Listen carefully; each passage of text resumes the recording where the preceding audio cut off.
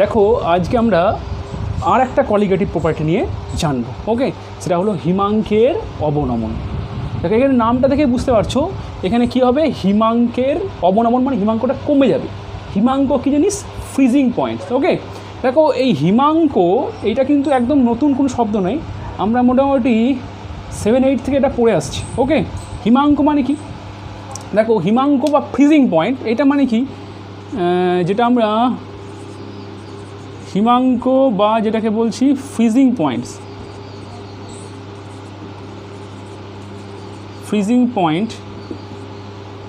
দেখো এইটা মানে কি, এইটা মানে হলো একটা টেম্পারেচার। কি এটা মানে হলো একটা টেম্পারেচার বা তাপমাত্রা। কোন তাপমাত্রা, এমন একটা তাপমাত্রা যেই তাপমাত্রায় কোনো তরল জমে কঠিনে পরিণত হয়।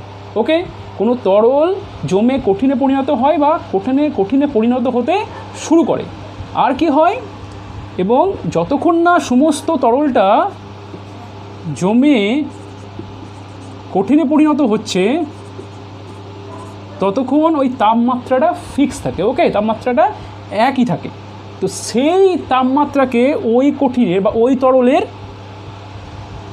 হিমাঙ্ক বলে। ওকে, বুঝতে পারছো? তাহলে সেই তাপমাত্রা যেই তাপমাত্রায় কোনো তরল জমে কঠিনে পরিণত হয় এবং যতক্ষণ না সমস্ত তরলটা জমে কঠিনে পরিণত হচ্ছে ওই তাপমাত্রা একই থাকে, সেই তাপমাত্রাকে ওই তরলের হিমাঙ্ক বলে।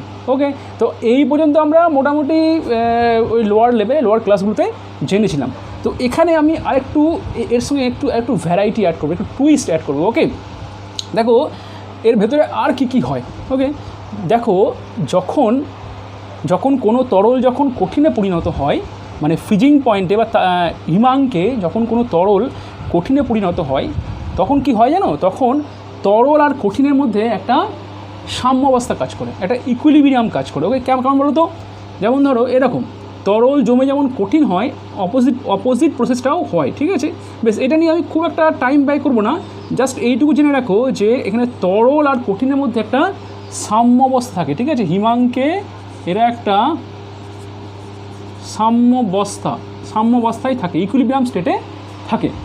আর একটা খুব গুরুত্বপূর্ণ পয়েন্ট বিশেষ করে এই চ্যাপ্টারের পরিপ্রেক্ষিতে, সেটা হচ্ছে যে এই হিমাঙ্কে আর কি এই তাপমাত্রায় কি হয় জানো, এটা ভীষণ ইম্পর্টেন্ট। এই তাপমাত্রায় যেটা হয় সেটা হচ্ছে কঠিন এবং তরল, কোনো পদার্থের কঠিন এবং তরলের যে বাষ্পচাপ সেটা সমান হয়। ওকে, কি হয়, কঠিন এবং তরলের যেটা বাষ্পচাপ সেটা কি হয়, সমান। কঠিন আর তরলের বাষ্পচাপ সমান। যদি কঠিন পদার্থের বাষ্পচাপ, যদি কোনো একটা পদার্থ যদি আমি বলি কঠিনের বাষ্পচাপ আমি যদি PS মানে সলিড দিয়ে রিপ্রেজেন্ট করি, আর যদি তরলটাকে রিপ্রেজেন্ট করি PL দিয়ে, তাহলে কী হবে, এই দুটো ইকুয়াল হবে। ওকে, এটা ভীষণ একটা গুরুত্বপূর্ণ পয়েন্ট যে হিমাঙ্কে কি হয়, কঠিন এবং তরলের বাষ্পচাপটা সমান হয়। ওকে, এখন বলবে স্যার কী যে বলছেন, কঠিন আবার বাষ্পচাপ, ইজ ইট পসিবল, এটা কি সম্ভব? আরে হয়। ওকে, বিলিভ মি, আমাকে বিলিভ করো, আমাকে বিশ্বাস করো। তোমাদের একটা সিরিয়াল হতো, হিন্দি বা বাংলা জানি না, বিলিভ অর নট। ওকে, যাই হোক, তো কী হয়, সাম্যাবস্থায় কী হয়, কঠিন আর তরলের বাষ্পচাপটা সমান হয়। ওকে, এখন তোমাদের মনে হতে পারে না স্যার কঠিনে আবার বাষ্পচাপ কী? ওকে, হ্যাঁ, কঠিনেরও কিন্তু বাষ্পচাপ হয়। ওকে, যেমন ধরো আমি একটা কী করেছি, ধরো আমি কঠিন তরল, ধরো একটা জলের কঠিন অবস্থা নিয়েছি। কোনটা, জলের কঠিন অবস্থায় কী বলে, বরফ বলে। ওকে, আইস, ধরো এটা আমি একটা আইস কিউব নিয়েছি, মানে বরফ নিয়েছি। বরফ মানে কি, এটা হচ্ছে জলের কঠিন অবস্থা। ওকে, এর ওপরেও কিন্তু কি হয়, জলের বাষ্প থাকে। ওকে, মানে এখানেও কিন্তু জলের বাষ্প থাকে। আমি যদি মেজার করে দেখি তাহলে আমি কিন্তু এখানেও কিন্তু একটা ভেপার প্রেসার বা বাষ্পচাপ পাবো, সের মানটা যতটাই কম হোক না কেন একটা বাষ্পচাপ থাকে। ওকে, আর যদি জলের যদি আমি লিকুইড অবস্থা নিই, এটা লিকুইড ওয়াটার মানে জলের তরল অবস্থা, এখানে তো বাষ্পচাপ আমরা বারবার দেখে আসছি, এর তো একটা বাষ্পচাপ থাকবেই। ওকে, এটাকে আমি যদি পি লিকুইড বলি, ওকে, তাহলে যখন দেখা যাবে পিএস আর পিএলটা সমান হবে, তখন কি হবে, এই বরফ আর লিকুইড মানে জল কি হবে, সাম্য অবস্থায় থাকবে। বা তুমি উল্টো বলতে পারো, যখন তাপমাত্রা হিমাঙ্কে পৌঁছাবে তখন এই দুটো সমান হবে। ওকে, আবার সমান হলে কি হবে, এরা সাম্য অবস্থায় থাকবে। ওকে, বেশ, এখন আশা করছি তোমাদের ব্রেনটা নিশ্চয়ই গুলিয়ে গেছে। ওকে, বেশ, দেখো আমি কি করছি, একটা গ্রাফ দিয়ে, এই গ্রাফিক্যাল রিপ্রেজেন্টেশন দিয়ে, গ্রাফ দিয়ে কিন্তু এটাকে খুব সুন্দরভাবে এক্সপ্লেন করা যায়। ওকে, বেশ, দেখো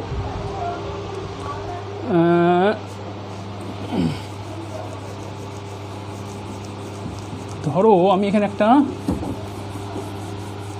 বাষ্পচাপের সঙ্গে তাপমাত্রা আমি যদি একটা গ্রাফ আঁকি কেমন হবে দেখো। ধরো আমি এই তো ধরো আমি কি করেছি, আমি এদিকে একটা গ্রাফ প্লট করছি।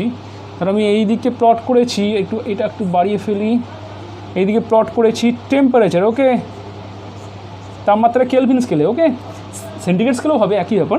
তো আমি কেলভিন স্কেলে তাপমাত্রা এইদিকে প্রকাশ করেছি, আর ওয়াই অ্যাক্সিস বরাবর আমি ভেপার প্রেসার, যেটাকে পি দিয়ে লিখছি, পিকে বলছি ভেপার প্রেসার, এইদিকে আমি ভেপার প্রেসারকে রিপ্রেজেন্ট করছি। বুঝতে পারছো? ধরো তোমাদের বুঝতে সুবিধা হবে, ধরো আমি একটা দ্রবণ নিয়েছি। কার দ্রবণ জানো? জলের মধ্যে কোনো কিছু একটা দ্রবণ, অবশ্যই হচ্ছে অনুদ্বায়ী। আর এটা নিয়েছি পিওর ওয়াটার, এটা হলো দ্রবণ, এইটা হলো দ্রাবক। তো জলেই নিয়েছি, ঠিক আছে, ধরো জলেই নিয়েছি, অন্য দ্রাবক হলেও হবে। তো আর এখানে ধরো নিয়েছি ওই দ্রাবকটার ধরো কঠিন অবস্থা, ধরো এখানে ধরো নিয়েছি দ্রাবকটার কঠিন অবস্থা। সব ক্ষেত্রেই কী হবে, সব ক্ষেত্রে কিন্তু ওপরে বাষ্প ফর্ম হবে, এবং কি হবে, সব ক্ষেত্রে একটা বাষ্প চাপ আমি পাবো। এটা কি বললাম, দ্রাবক কিন্তু কঠিন অবস্থা, কঠিন দ্রাবক। বুঝতে পারছো? এইগুলো তরল দেখতেই পাচ্ছ। বেশ, এবার আমি কি করলাম, যে এদের যে ভেপার প্রেসার বাষ্পচাপগুলোকে আমি তাপমাত্রার সঙ্গে প্লট করছি। বুঝতে পারছো? ধরো প্রথমে আমি করি দ্রাবকেরটা করছি, দ্রাবকেরটা করছি। তো ধরো কি হবে দেখো, যেই বাষ্পচাপ হোক না কেন, ধরো বললাম দ্রাবকের বাষ্পচাপ, ধরো কোনো একটা তাপমাত্রায় এখান থেকে শুরু করেছি, তাপমাত্রা ধরো এখানে কোনো একটা তাপমাত্রায় দ্রাবকের বাষ্পচাপ বললাম এখান থেকে শুরু হচ্ছে। ওকে, তাপমাত্রা বাড়াচ্ছি, তাপমাত্রা বাড়ালে কি হবে, দ্রাবক হোক, দ্রবণ হোক, দ্রাবক কঠিন হোক না কেন, বাষ্পচাপ কিন্তু তাপমাত্রার সঙ্গে আস্তে আস্তে বাড়তে থাকে। তাহলে এটা কী হবে, তাপমাত্রা বাড়ালে কিন্তু এটাও কিন্তু আস্তে আস্তে কী হবে, বাড়তে থাকলো। এটা কার জন্য বললাম, এইটা বললাম দ্রাবকের জন্য। ওকে, বাড়তে থেকেছে।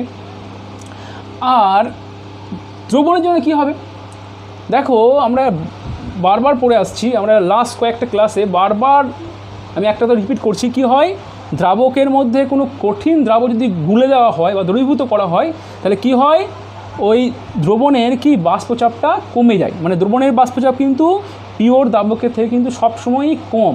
বুঝতে পারছো? ধরো বললাম যে কোনো একটা তাপমাত্রায়, ধরো যেই তাপমাত্রায় দ্রাবকের বাষ্পচাপ ছিল এখানটায়, ধরলাম ওই তাপমাত্রায় দ্রবণের বাষ্পচাপ কী হবে, এর থেকে একটু কম হবে, ধরলাম এখানটায় হবে। ওকে, এখানে ধরলাম। এবারে কী হবে, আমি তাপমাত্রা বাড়ালে কী হবে, দ্রবণেরও বাষ্পচাপ আস্তে আস্তে বাড়তে শুরু করবে। ধরো বাড়ছে, এমন নয় যে এর প্যারালালি হতে হবে, মোটামুটি ধরো একই ধরো হবে। ধরো বললাম যে এরা বাষ্পচাপ বাড়ছে, এটা কী বললাম, এইটা বললাম যে দ্রবণের, বুঝেছো, এই রেখাটা হচ্ছে দ্রবণের জন্য, এটা হচ্ছে দ্রাবকের জন্য। বেশ, এবারে আরেকটা পড়ে আছে, সেটা হচ্ছে কঠিন দ্রাবক। বুঝতে পারছো? এবারে দেখো কঠিন দ্রাবকেরও কী হবে, ওর কী হবে, এই তাপমাত্রায় কোনো একটা তাপমাত্রায় এর কোনো নির্দিষ্ট কোনো একটা বাষ্পচাপ থাকবে। এবার যেহেতু কঠিন এটা, সেহেতু কী হবে, তাপমাত্রা ডেফিনেটলি আমাকে অনেক কম জায়গায় নিতে হবে।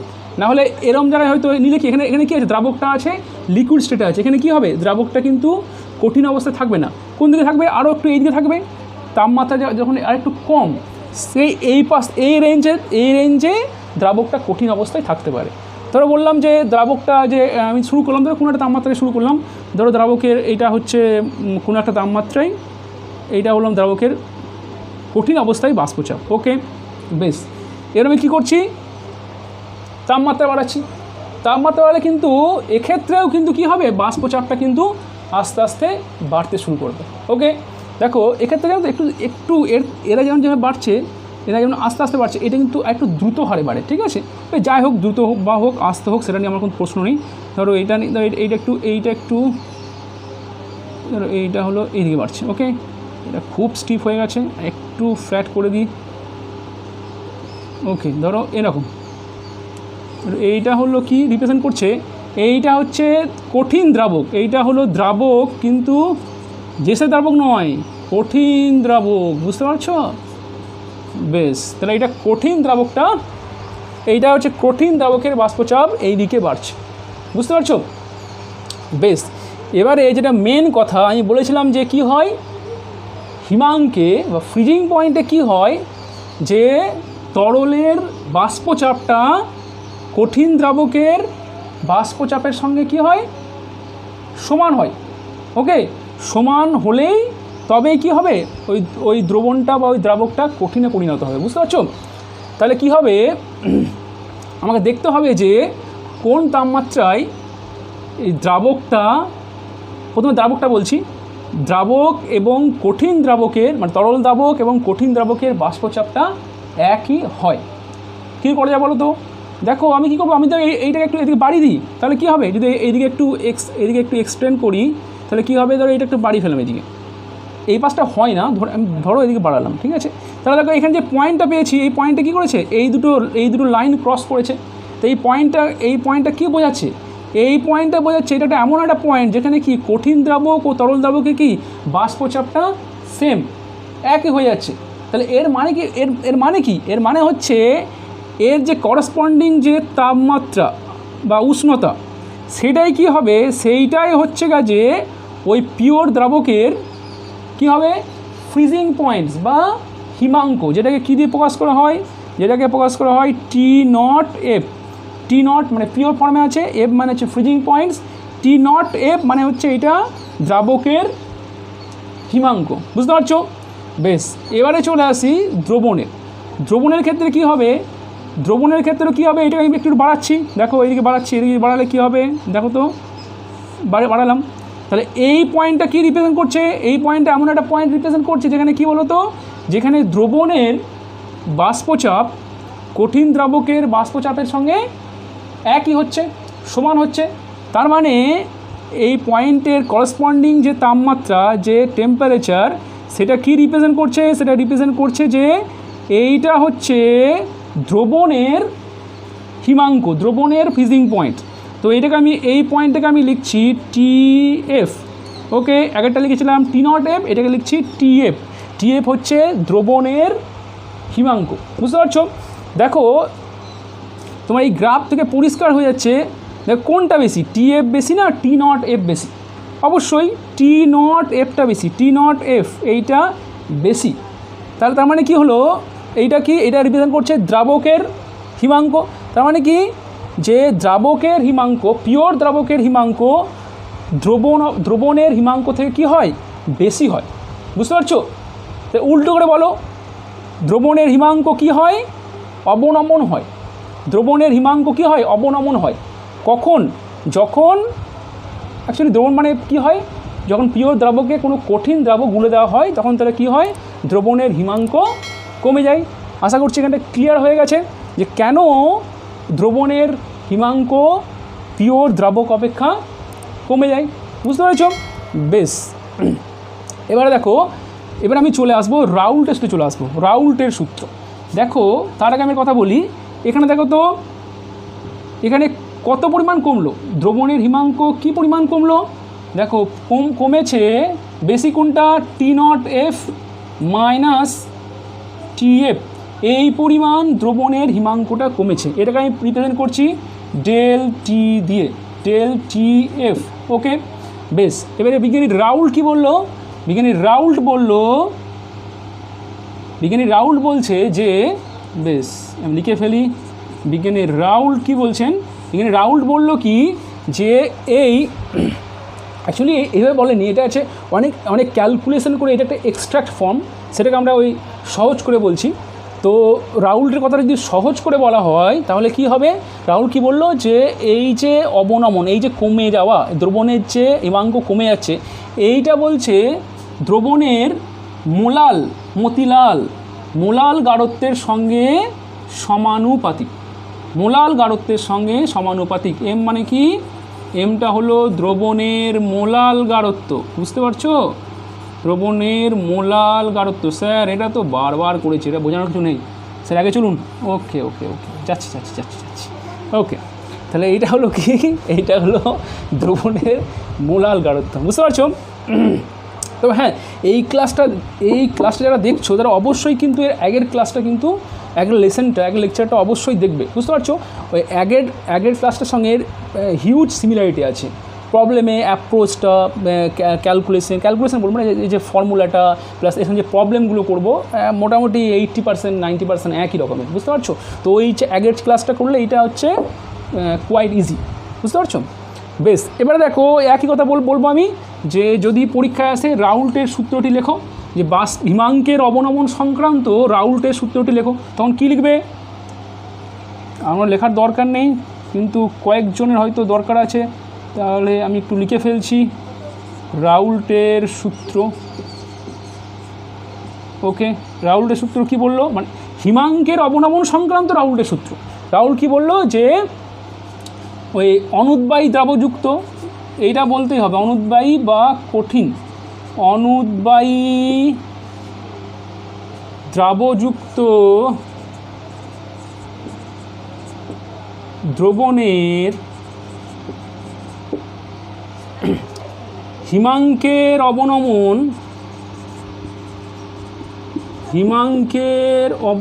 মানে হিমাঙ্ক যেই পরিমাণ কমে যায় দ্রবণের মোলাল গাঢ়ত্বের সমানুপাতিক। মোলাল রেট মোলার নয়, মোলাল গাঢ়ত্বের সমানুপাতিক, মোলাল গাঢ়ত্বের সমানুপাতিক।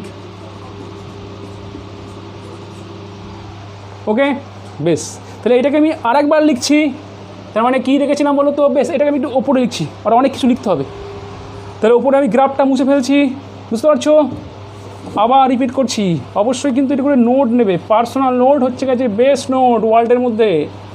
তুমি যতই ভালো ভালো নোট তুমি এদিক ওদিক থেকে জোগাড় করো না কেন, যদি পার্সোনাল নোট বানাতে না পারো তাহলে খুব একটা ভালো কিছু হবে না, বুঝতে পারছো?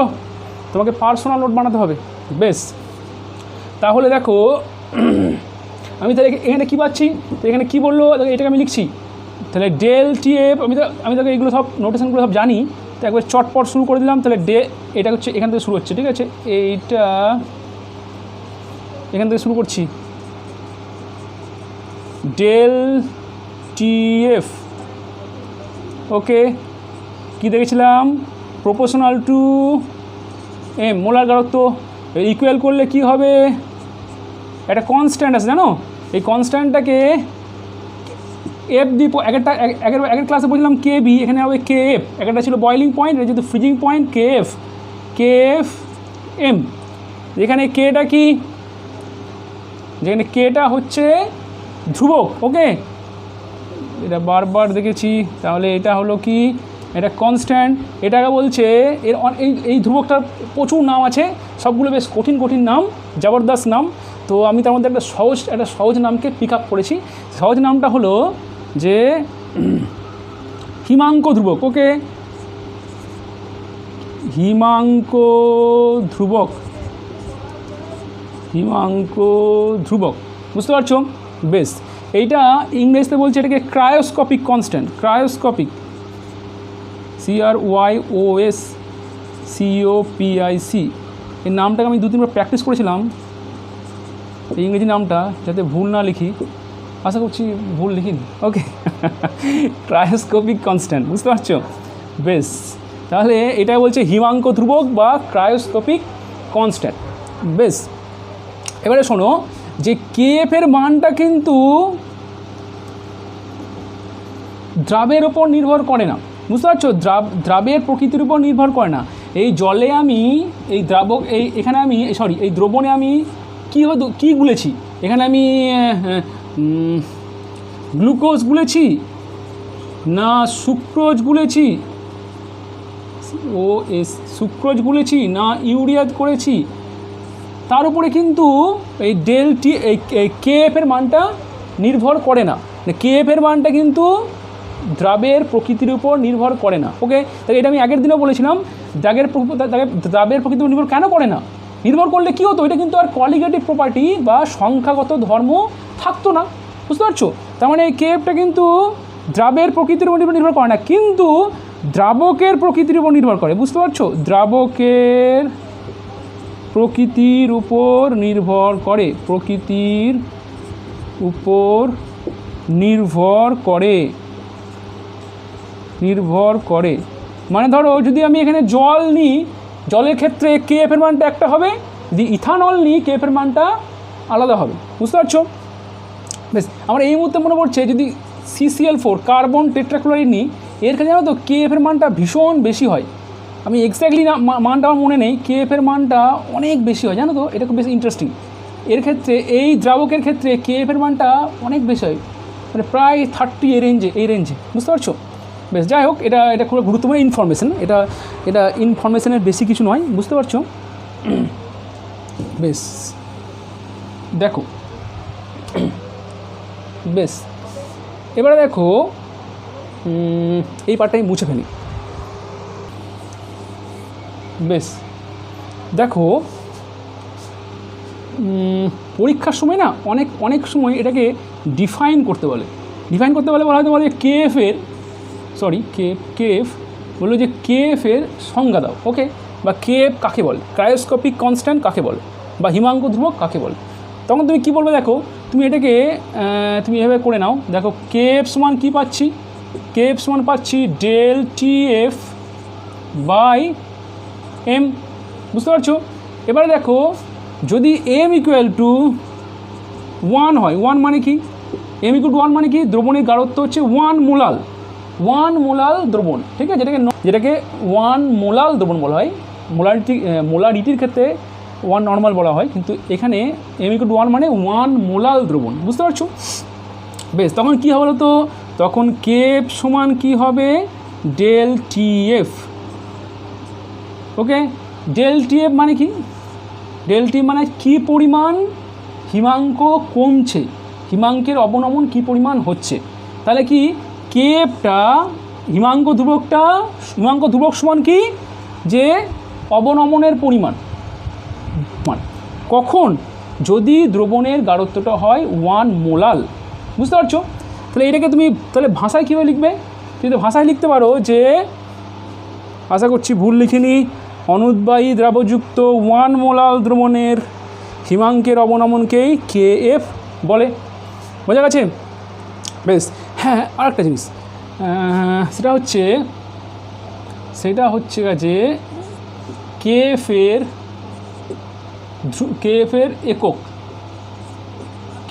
এর একক। ওকে, আগের ক্লাসে আমরা কেবি একক সেম, এক্স্যাক্টলি সেম। দেখো এখানে কী হবে? কেএফ এর কী হবে? কেএফ এর একক হবে আছে TF এর একক মানে কেলভিন, তাহলে হবে কেলভিন বাই তলায় কী আছে? মোলাল গাঢ়ত্ব। এটা কি হয়? এটা হয় মোল পার কেজি। মোলটাকে ইংরেজিতে লিখি মোল পার কেজি। ওকে, তাহলে কেমন হবে গো? এটা উপরে গেলে কেলভিন কেজি পার মোল, বা এটাকে তুমি বেশ পার মোল। আর এক লাইন করি, এটাও করতে পারো, বা এটা করে মোলটাকে উপরে নিয়ে এলে হবে মোল ইনভার্স। বোঝা গেছে? ওকে, তাহলে আর কি বাদ পড়লো? হয়ে গেছে হয়ে গেছে হয়ে গেছে হয়ে গেছে। ওকে ওকে ওকে ওকে ওকে, এবারে চলো আমরা কতগুলো প্রশ্ন করি। তো হ্যাঁ, এই প্রশ্নগুলো কিন্তু ওই আগের ক্লাসের মতনই সিমিলার কোশ্চেন। ওকে, বেশ। অর্থ কি, এটা কি বলার দরকার আছে? এটা কি বলার কোনো প্রয়োজন আছে? স্যার বলে দিন, পড়াচ্ছেন যখন আবার স্যার খেটে খুঁটে বার করতে হবে এ পাশ ও পাশ থেকে, বলে দিন স্যার। ওকে, আরে তুই না বললেও বলতাম, ভাবছো কেন তুমি? না বললেও বলতাম। ওকে, দেখো আমি একটু আগে দেখলাম যে কেএফ মানে কি, যদি আমি কোনো দ্রবণের গাঢ়ত্ব 1 মোলার হয় সেক্ষেত্রে ওই দ্রবণে যে হিমাঙ্কের যেটা অবনমন, যে পরিমাণ হিমাঙ্ক কমবে সেটাই কেএফের সঙ্গে সমান। এখানে কী হয়েছে, দ্রাবকটা নিচে জল, তো কেএফটা কত 1.86। এর মানে কি, যদি আমি জলে আর কি কোনো দ্রাবকগুলে যদি 1 মোলাল গাঢ়ত্ব করি তাহলে দেখবো যে জলের হিমাঙ্কের যে অবনমন সেটা হবে 1.86, এই পরিমাণ হিমাঙ্ক কমে যাবে।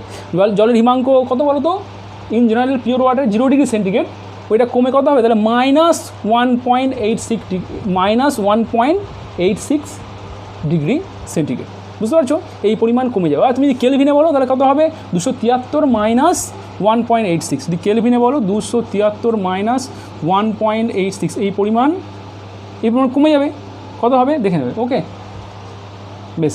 তাহলে এটাকে ভাষায় কীভাবে লিখবো, দেখো ভাষায় লিখবো যে বেশ আমাকে গাঢ়ত্ব করতে হবে 1 মোলার। তাহলে কী করবো, তাহলে তুমি লেখো যে 1 কেজি জলে, এটা লেখো করে নাও 1 কেজি বা 1000 গ্রাম, 1 কেজি জলে 1 মোল অনুদ্বায়ী, না বলেও চলতো, ধরে নিতে হবে, ঠিক আছে, অনুদ্বায়ী দ্রাব যুক্ত করলে দ্রবণের হিমাঙ্কের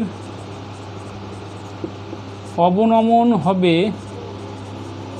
1.86 কেলভিন হবে। ওকে, 1 কেজি জলে 1 মোল অনুদ্বায়ী দ্রব যোগ করলে কী হবে, দ্রবণের গাঢ়ত্ব হবে 1 মোলার। বুঝতে পেরেছো? বাকিটা জলের মতন কঠিন নয়, সহজ। ওকে, বেশ, চলো নেক্সট কোয়েশ্চেন। কখন প্রযোজ্য হবে? ওকে, দেখো যখনই বলবে রাউল্টের সূত্র কখন প্রযোজ্য হবে তখন এই দুটো বেদ বাক্য, ওকে, কি লিখবো না, এটা তোমাদের বাড়ির কাজ থাকলো, 1 2, তোমাদের বাড়ির কাজ থাকলো, হোমওয়ার্ক। ওকে, বুঝছো? বেশ, দুটো বেদ বাক্য আছে, ওই দুটো লিখে ফেলবে। বেশ, ওকে। তারপরের প্রশ্ন ভর। ওকে, আণবিক ভর নির্ণয় করো, বা নির্ণয় কীভাবে করা যায়, মানে এক্সপ্রেশনটা লিখতে হবে। ওকে, বেশ, এইটাও কিন্তু আমি আগের লেকচারে খুব ভালো করে আমরা করেছিলাম। তো একই সেম হবে, এভরিথিং সেম, কারণ পার্থক্য যা হলো, তো পার্থক্য হবে ওখানটায় ওই আগের ভিডিওটা দেখবে, ওখানে পার্থক্য হবে কেএফের, ওখানে ছিল কেবি, ওর জায়গায় কি হবে, কেবির জায়গায় হবে কেএফ, আর ডেল ওখানে ছিল ডেল টিবি জায়গা হবে ডেল টিএফ, বাকি সব হুবহু সমান। ওকে, সেম টু সেম। বেশ, আর কোনো প্রশ্ন আছে কি? বেশ, এবারে অঙ্কই চলে আসি। ওকে, বেশ, এত কিছু দিয়েছে, এবারে চলো কাজ করা যাক। বেশ, হ্যাঁ, তোমরা একটা কাজ করবে, তোমরা কিন্তু এই মুহূর্তে ভিডিওটা পজ করো, ভিডিওটা পজ করে অঙ্কটা ভালো করে 2-3 বার পড়ার চেষ্টা করো, কী দিয়েছে কী না দিয়েছে, নিয়ে নিজেরা করার চেষ্টা করো, একদম আরামসে হয়ে যাবে। ওকে, তারপরেও যারা ব্যর্থ হবে, আশা করছি ব্যর্থ হবে না, তারপরে তারা ভিডিওটা অন করে আবার আমার সঙ্গে করতে শুরু করে, যারা পারো না যারা করতে শুরু করবে, বাকিরা একটু দেখে নেবে। ওকে, বেশ, তাহলে দেখো বেশ, প্রথম এখানে মানে কী দিয়েছে বলো তো? এখানে দিয়েছে বেঞ্জিনের মোলাল অবনমন ধ্রুবক, এটা দিয়েছে, মানে কি দিয়েছে? কে এফ দিয়েছে, আর কি দিয়েছে 26 গ্রাম বেঞ্জিন, মানে এটা কী দিয়েছে গো? দ্রাবকের ভর W1, 3.2 গ্রাম সেলেনিয়াম, মানে এটা হচ্ছে দ্রাবের ভর কত হচ্ছে W2, এটা দিয়েছে, অবস্থায় দ্রবীভূত আছে। হিমাঙ্কের অবনমন, মানে এটা কী দিয়েছে গো? ΔTF দিয়েছে। বেশ, তাহলে দেখো প্রথমে দেখে নাও কী কী দিয়েছে লিখে ফেলি, বুঝতে পারছো? প্রথমে দিয়েছে KFটা দিয়েছে, KF 4.9 কেলভিন কেজি মোল, ওকে। W1 দ্রাবকের ভর কত দিয়েছে? 226, W2 দ্রাবের ভর কত দিয়েছে? 3.26, এগুলো গ্রাম। হ্যাঁ, আর জিনিস, এই যে দ্রাবকের ভরটাই বললাম না, যখনই দেখবে মোলাল গাঢ়ত্ব তখন এটাকে কী করবে? কেজিতে করে নেবে, কারণ তাহলে কী হবে? মোলাল গাঢ়ত্বটা করা খুব সুবিধা হয়। তাহলে কেজি করলে কী হবে বলো? এটা কেজি করে নাও। কেজি করলে কী হবে? 200 1000 দিয়ে ভাগ করলেই কেজি হয়ে যায়, বুঝেছো? বেশ, ভাগ থাকলো। বেশ, ভাগটা করে দিলে কেমন হবে গো? 0.226, দশমিকটা 3 ঘরে দিয়ে যাবে, 0.226। অনেক হবে স্যার, এইগুলো বলতে হয় নাকি? আমরা স্যার হায়ার সেকেন্ডারিতে পড়ছি, তো অনেকে হয়তো এমন আছেও যে একটু বললে সুবিধা হয়, তো আমার কী করতে, আমাকে সবাইকেই দেখতে হবে, বুঝতে পারছো? অনেকেরই সুবিধা হবে স্যার, এটা বললে সুবিধা হয়, ওকে স্যার, সমস্ত কিছুটাই বলুন, তাহলে কাউরি কিছু বলার থাকবে না, বুঝেছো? বেশ, ওই জন্য আমি একদম পুরো জিরো থেকে বলছি। এবার দেখো W2 সমান এত হয়েছে, এটা কিউ নয় গো, এটা গ্রাম, মানে বললেন না কেন? গ্রাম। বেশ, আর কি দিয়েছে গো? আর কি দিয়েছে? TF দিয়েছে, ΔTF, এটা দিয়েছে 0.112 কেলভিন। আর কিছু দিয়েছে? ইয়েস, আর দিয়েছে atomic weight of selenium, AAC, এটা দিয়েছে 78.8। এটা আবার কী কাজে লাগবে? দেখো এখানে কি বলেছে বলতো? এখানে দ্রাবটা হচ্ছে ACN, মানে এটা হচ্ছে সেলেনিয়ামের পলিমার। তো এটা থেকে ঘাবড়ে যাও না। যেমন ধরো যদি এটা অন্য প্রসঙ্গ হয়ে গেল, যেমন ধরো সালফারে যেন কী হয়? সালফার সাধারণত S8 ফর্মে থাকে বা S6 ফর্মে থাকে, অনেক সময় S5 ফর্মেও থাকতে পারে, বুঝতে পারছো? যেমন ধরো অক্সিজেন কী থাকে? অক্সিজেন থাকে O2 ফর্মে থাকে, O3 ফর্মে থাকে, বুঝতে পারছো? তো এইগুলো হচ্ছে কোনটা কোন ফর্মে আছে। সেরকম কি সেলেনিয়াম কী থাকে? ACN ফর্মে, যাই না এনের মান কত? 5 হতে পারে, 6 হতে পারে, 7 হতে পারে, 8 হতে পারে, 100 হতে পারে, যাই একটা মান আছে, বুঝতে পারছো? তো এইগুলো কি? এগুলো S8 S6 যেমন হচ্ছে সালফারের মলিকিউল, যেমন এটা হচ্ছে কি? এটা বলতে পারি আমি সেলেনিয়ামের অণু বা সেলেনিয়ামের মলিকিউল, বুঝতে পারছো?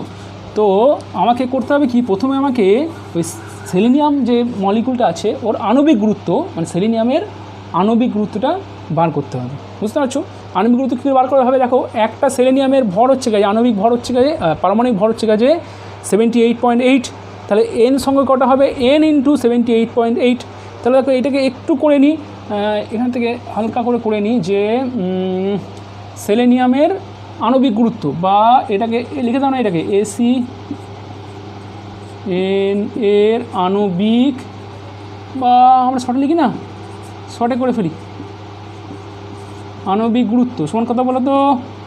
একটা সেলেনিয়ামের ভর হচ্ছে গেছে 78.8 × N সংখ্যক সেলেনিয়াম পরমাণু ভর হচ্ছে 78.8 × N, ওকে। তাহলে এইটা হচ্ছে সেলেনিয়ামের আণবিক গুরুত্ব, বুঝে গেছো? বেশ, এরপরে কিন্তু আমি করে নাও, এরপরে তুমি দ্রবণের যেটা মোলাল গাঢ়ত্ব হবে M, দ্রবণের যে মোলাল গাঢ়ত্ব M, এর সমান কী হয়? এটা বার করে নাও। মোলাল গাঢ়ত্ব মানে কি জানি? যে দ্রাবের যেটা ভর, মানে এখানে কত বলো তো? এইটা দ্রাবের ভর বাই দ্রাবের আণবিক গুরুত্ব কী হয়? মোল সংখ্যা, সেটাকে আমাকে দ্রাবকের ওয়েট ইন কেজিতে দিয়ে ভাগ করে নিতে হয়, তাহলে কি হবে আমি মোলার গাঢ়ত্ব পেয়ে যাবো। বারবার করেছি, এটা নিয়ে আর বেশি ঘাটাচ্ছি না, আর বেশি ঘাটছি না, বুঝতে পারছো? বেশি ঘাটলে মুশকিল হয়ে যাচ্ছে, প্রচুর টাইম লেগে যাচ্ছে, তাহলে এটা না ঘেটেই চটপট করে ফেলি। সরি, এটা হচ্ছে যে W2 দ্রাবের ভর হচ্ছে 3.26, দ্রাবের মোল সংখ্যা বলছি, এর হচ্ছে আণবিক গুরুত্ব হচ্ছে ইন্টু n বাই হচ্ছে দ্রাবকের যেটা ওয়েট ইন কেজিতে, তাহলে কত হবে 0.226। এটা যেটা করলে যা হবে সেটা হচ্ছে দ্রবণের মোলাল গাঢ়ত্ব, করে ফেলো। বেশ, এটা কী হবে, নিচে 1 আছে, তাহলে কত হবে, উপরে হবে 3.26 বাই 78.8 ইন্টু 0.226 ইন্টু n। ওকে, বেশ, এটা হলো মোলাল গাঢ়ত্ব। একটু ক্যালকুলেটর দিয়ে এটাকে যদি মানটা বার করা যায় তাহলে খুব সুবিধা হবে। এই এত বড় জিনিসটাকে ক্যারি করাটা খুব ঝামেলা। বেশ, দাঁড়ো আমি চেষ্টা করছি, আমি একটা মোবাইল নিয়ে এসেছি, চলো করে ফেলি। এটা ক্যালকুলেশন করে নাও, এটা খুব ক্যালকুলেশন করলে খুব সহজ হবে। 3.26, ওকে 3.26, ওকে। তাহলে এটা যেটা হচ্ছে আশা করি তোমরা দেখতে পাচ্ছ 183 বাই n। ওকে, দেখতে পাচ্ছ মনে হয় 0.183 বাই n। ওকে, এটা দ্রবণের মোলাল গাঢ়ত্ব। বেশ, ওকে, এরপরে কি করব, এই বড় অঙ্কটা মুছে ফেলি, অনেক জায়গা পাবো। বেশ, চলো সব তুমি লিখে নিয়েছি। বেশ, এবার আমার রাউল্টের সূত্রটা কি, হিমাঙ্কের ক্ষেত্রের রাউল্টের সূত্রটা কি, ডেল টি এফ সমান কি কে এফ এম, সব বসি ফেলো। বেশ, ডেল টি এফ কত বলেছে 0.112, কেপ কত বলেছে, কেপ বলেছে 4.9। ওকে, এম কত বলেছে, এমটা কত পেয়েছি আমরা, এম সমান পেয়েছি 0.183 বাই n। ওকে, তাহলে এখান থেকে কত হবে 0.112, এর সঙ্গে এটা গুণ করলাম, ইন্টু n সমান কত হচ্ছে 4.9 ইন্টু 0.183। ওকে, বেশ, তাহলে n সমান কি হবে,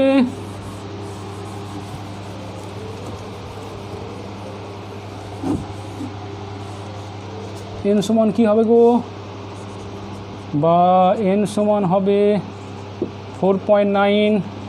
তোমরা কিন্তু ক্যালকুলেটারে করতে শুরু করো, বা সবচেয়ে যদি ভালো হয় খাতায় করতে শুরু করো। ওকে, কত হবে দেখো, আমি করে ফেলছি। এর অ্যাকচুয়ালি যেটা হচ্ছে 8.006। ওকে, কিন্তু যেহেতু এটা n একটা সংখ্যা, n একটা ফুল নাম্বার হবে, বুঝতে পারছো, একটা ইন্টিজার হবে, তাই কী হবে, এটা কিন্তু আমি তখন কী করবো, এটাকে আমি লিখবো, এটাকে বেটার হবে, এটা হচ্ছে 8 লিখবো, বুঝতে পারছো, 8। তখন n সমান হচ্ছে 8, এটা আমাকে বার করতে বলেছিল, বুঝেছো, n = 8। বেশ, এরপরে চলে আসি দ্বিতীয় প্রবলেমে। দেখো, বেশ চটপট অঙ্কটা এবারে ভালো করে দেখো। দেখো কি বলেছে, 5.5 কেজি জলে কিছু পরিমাণ ইথিলিন গ্লাইকল দ্রবীভূত করার ফলে জলের হিমাঙ্ক হ্রাস পেয়ে 10 ডিগ্রি হয়। দ্রবীভূত ইথিলিন গ্লাইকলের পরিমাণ নির্ণয় করো। আমাকে কী বার করতে হবে, আমাকে বার করতে হবে W2, দ্রবের পরিমাণ করতে হবে, বুঝতে পারছো। দেখো এখানে কী দেওয়া আছে বলো তো, কী দেওয়া আছে লিখে ফেলি, তাহলে দেখো অঙ্কটা করতে সুবিধা হবে। এটা কি হচ্ছে, এটা হচ্ছে দ্রাবকের ভর, তার মানে কি W1 সমান কত দেওয়া আছে 5.5 কেজি, ভালো হয়েছে, কেজিতে দেওয়া আছে, আমাকে আর কেজি করে নিতে হবে না, বুঝেছো। দ্রব কোনটা, দ্রব হচ্ছে ইথিলিন গ্লাইকল, এর আণবিক গুরুত্ব দিয়েছে, বুঝেছো। যদি না দিত তাহলে কী করতে, ইথিলিন গ্লাইকলের আণবিক গুরুত্ব দিয়েছে, ধরো বললাম যে আণবিক গুরুত্ব M2 বলি তো, M2 মানে হচ্ছে দ্রবের আণবিক গুরুত্ব, তাহলে এটা কত বলেছে, এইটা বলেছে 62 গ্রাম পার মোল ইনভার্স। ওকে, বেশ। যদি তোমাকে ইথিলিন গ্লাইকল যদি আণবিক গুরুত্ব না দিত তাহলে তুমি কী করতে, দেখো না দিতে পারতো, দেখো ইথিলিন গ্লাইকল হচ্ছে এইটা HOCH2OH, বুঝতে পারছো কেমন করে পাচ্ছি বলো তো, এইটা পাবো এখান থেকে পাবো, দেখো প্রথমে তুমি চিন্তা করো ইথিলিন চিন্তা করো, ইথিলিন বলছি, তুমি চিন্তা করো ইথানল চিন্তা করো, CH3CH2OH, এটা তো আমরা জানি ইথানল, এটা হচ্ছে ইথানল, এখান থেকে কী করো, একটা এইচকে -H করো +OH করো, কোন কার্বনটায়, এই কার্বনটায়, এখান থেকে একটা H বার করে দাও, তাহলে কী হবে CH2, একটা OH ঢুকিয়ে দাও, তাহলে এটা OH ঢুকে পড়েছে, তাহলে OH CH2OH, এটা হচ্ছে ইথিলিনের আণবিক সংকেত, বুঝেছো। তাহলে এর যেটা এর মলিকুলার ওয়েট কী হবে, আণবিক গুরুত্ব কত হবে, দেখে নাও, C কটা আছে, দুটো C, তাহলে 12 দুগুণে 24 প্লাস H কটা আছে, 1 2 3 4 5 6, তাহলে 6 × 1, অক্সিজেন কটা আছে, দুটো, তাহলে 16 দুগুণে 16 × 2, তাহলে কত হচ্ছে গো 24 + 6 + 32, বুঝেছো কত হবে 62, ইয়েস 62।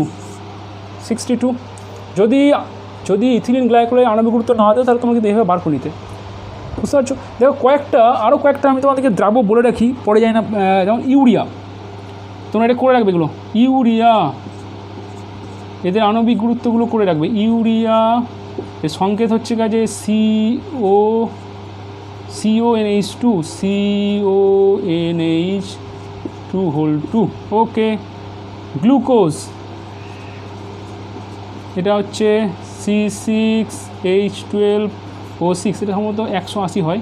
তারপর হচ্ছে সুক্রোজ SUCROAC, এটা হচ্ছে C12H22O11। এই জানো তো এই দ্রব্যগুলো খুব দেয়, তো এইগুলো তোমরা সংকেতগুলো জেনে রাখবে, তাহলে তোমরা কিন্তু ইনস্ট্যান্টলি এর আণবিক গুরুত্ব বার করতে পারো। যদি না দেয়, দিলে তো ভালো কথা, দিলে কিন্তু ওইটা দিয়ে ইউজ করবে। যখন ধরো কোনো একটা তোমার ধরো কোনো একটা দ্রব্যের আণবিক গুরুত্ব দিয়েছে, যেটা তোমার অঙ্কে দিয়ে, সেটাই ইউজ করবে। ওকে, যেটা তুমি পাচ্ছ সেটা ইউজ করবে না। যদি ভুলও দেয় অঙ্কের মধ্যে, তাহলে তুমি ভুলটাকেই তুমি পুট করবে। বেশ, যাই হোক, এটা অনেক অপ্রাসঙ্গিক অনেক কিছু হয়ে গেল, তো যাই হোক। বেশ, তাহলে এটা হচ্ছে M2 পেয়ে, এবার কী পেয়েছি দেখো, হিমাঙ্ক কত হয়েছে, হিমাঙ্ক কমে কত হয়েছে, কী হ্রাস পেয়ে এইটা হয়েছে, এই পরিমাণ কমেনি, হিমাঙ্কটা যা ছিল সেটা হয়েছে -10, বুঝতে পারছো। জলের হিমাঙ্ক কত ছিল, জলের হিমাঙ্ক হচ্ছে 0 ডিগ্রি সেন্টিগ্রেড, তাহলে সেখান থেকে কত হচ্ছে, সেখান থেকে হচ্ছে 10 ডিগ্রি সেন্টিগ্রেড, কতটা কমেছে, তার মানে কি যে ∆Tf মানে হিমাঙ্কের অবনমন কতটা হয়েছে 10, -10 নয় 10, মানে আমি গ্যাপটা দেখব কী পরিমাণ কমেছে, 10 কমেছে, বুঝতে পারছো। আর দেখো আরেকটা বলি, তুমি বলতে পারো 10 ডিগ্রি সেন্টিগ্রেড কমেছে, ডিগ্রি সেন্টিগ্রেড এইটা গ্যাপের ক্ষেত্রে কী হয়, সেন্টিগ্রেড আর কেলভিন একই হয়। ওকে, এখানে 10 ডিগ্রি সেন্টিগ্রেড কমা আর 10 ডিগ্রি কেলভিন কমা একই, বুঝতে পারছো। কিন্তু এমন নয় যে 10 ডিগ্রি সেন্টিগ্রেড সমান 10 ডিগ্রি কেলভিন, 10 ডিগ্রি সেন্টিগ্রেড সমান কিন্তু 10 কেলভিন নয়, এটা নয় কিন্তু। ওকে, কিন্তু 10 গ্যাপটা 10 ডিগ্রি সেন্টিগ্রেড, এই যে এত পরিমাণ বৃদ্ধি বা এত পরিমাণ হ্রাস, এটা কিন্তু 10 কেলভিন বৃদ্ধি বা 10 কেলভিন হ্রাস এর সঙ্গে কিন্তু সমান হয়, বুঝতে পারছো। বৃদ্ধি বা হ্রাসের সঙ্গে, বৃদ্ধি বা কমে যাচ্ছে, গ্যাপিংয়ের ক্ষেত্রে কিন্তু এদের সমান হবে, বুঝতে পারছো। 1 ডিগ্রি গ্যাপ মানে 1 কেলভিন গ্যাপ, কিন্তু এরা ইকুয়াল নয়, বুঝেছো। ওকে, ঠান্ডা মাথায় ভাববে। বেশ, তাহলে এটা ∆Tf সমান হচ্ছে 10K। বেশ, এবারে কী হচ্ছে বলো তো, আর কি দিয়েছে কেএফটা দিয়ে দিয়েছে। ওকে, কেএফ দিয়েছে 1.86। কী বার করতে হবে গো? বার করতে হবে ইথিলিন গ্লাইকলের পরিমাণ, মানে W2 বার করতে হবে, দ্রাবের পরিমাণ সেটা বার করতে হবে, বুঝেছো? বেশ, দেখো আমাদের যে সূত্রটা কি, যে আমরা কি লিখবে, রাউল্টের সূত্র অনুযায়ী কী লিখবো, ডেল টিএফ সমান কী হবে, কেএফ এম। ডেল টিএফ সমান কী গো, ডেল টিএফ জানি 10। ওকে, ইকুয়াল টু কেএফ সমান কত বলেছে বলো তো, 1.86। বেশ, এমটা হচ্ছে দ্রবণের মোলাল গাঢ়ত্ব, এটা বার করতে হবে। দেখো আমি কি জানি, আমি ধরে নিয়েছি যে দ্রাবের পরিমাণ W2, ধরি দ্রাবের পরিমাণ W2, তাহলে দেখো, তাহলে মোলাল গাঢ়ত্ব কি বার করব, দ্রাবের পরিমাণ বাই দ্রাবের আণবিক ভর বা আণবিক গুরুত্ব কত, 62, এটা হয়ে গেলো দ্রাবের মোল সংখ্যা, বাই দ্রাবকের ভর কেজিতে কত, 5.5 কেজি, করে ফেলো। ওকে, রেসপন্স কত হবে, 1.86 থাকলো, উপরে থাকবে W2 আর নিচে থাকবে 5.5 ইন্টু 62, বুঝেছ? আশা করছি ভুল করিনি। ওকে, বেশ, তাহলে এটা হলো 10 সমান এইটা, বা এরপরে দেখো এটা একটু উপরে করি, আর ধরবে না মনে হচ্ছে।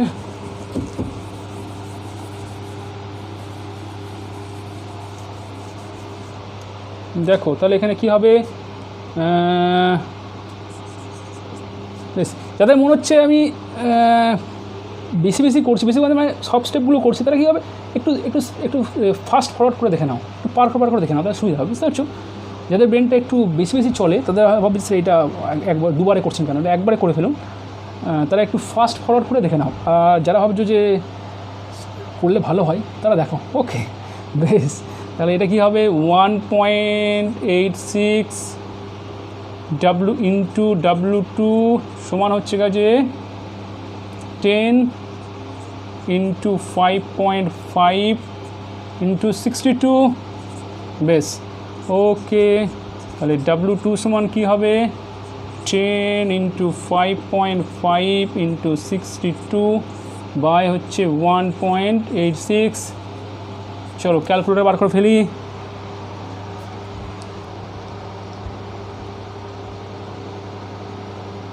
কত হচ্ছে জানো, এটা হচ্ছে 1833। ওকে, 0.33। ওকে, এত গ্রাম,